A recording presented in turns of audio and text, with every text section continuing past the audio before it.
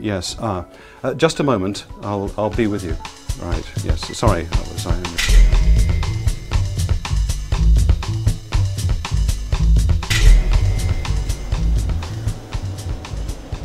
How about using conductive plastic instead of fragile silicon wafer and creating electronic components on its surface simply by printing with an inkjet printer? Not as fast and tiny as conventional silicon chips, but more flexible and much cheaper, the plastic electronics is finding its way into commercial products. The home of the plastic electronics is here at the Cavendish Laboratory of the University of Cambridge. And here is Professor Richard Friend. Well, I had started in the mid-1980s a program to look at how we could use molecules, actually polymers, because polymers are convenient to process. It's possible to make a uniform thickness film of a polymer or plastic by just painting it down onto a substrate.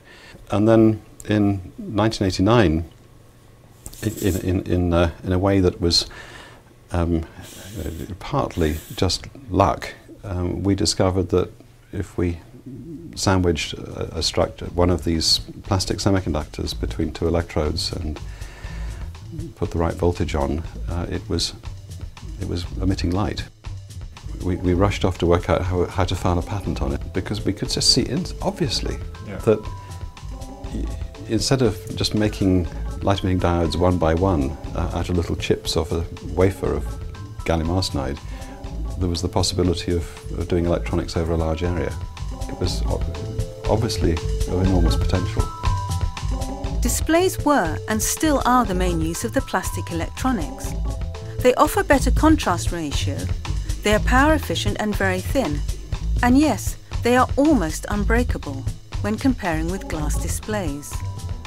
Plastics in principle can do everything, so light-emitting diodes look pretty good, and they are in the marketplace.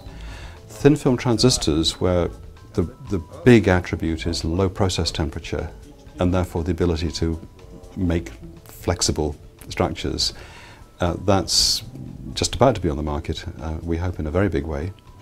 Another important space is solar cells. And there's a lot of research interest in actually making some relatively small modifications to the semiconductor device architecture that we have in the light-emitting diodes. You can switch so that they will function in the opposite sense. So they'll absorb light, separate charge, and run as a solar cell. I think a lot of the way we use electronics at the moment is very much controlled by actually some undesirable characteristics of the technology. Silicon and the inorganics have created applications for semiconductors which are defined by the nature of those semiconductors and the way that you can use them. What's interesting is what we can do as we are able to make much larger areas of semiconductor structures and make them at lower temperatures and therefore put them on flexible substrates, maybe put them directly onto cornflake packets. They might make the cornflakes too expensive, I don't know. Yeah.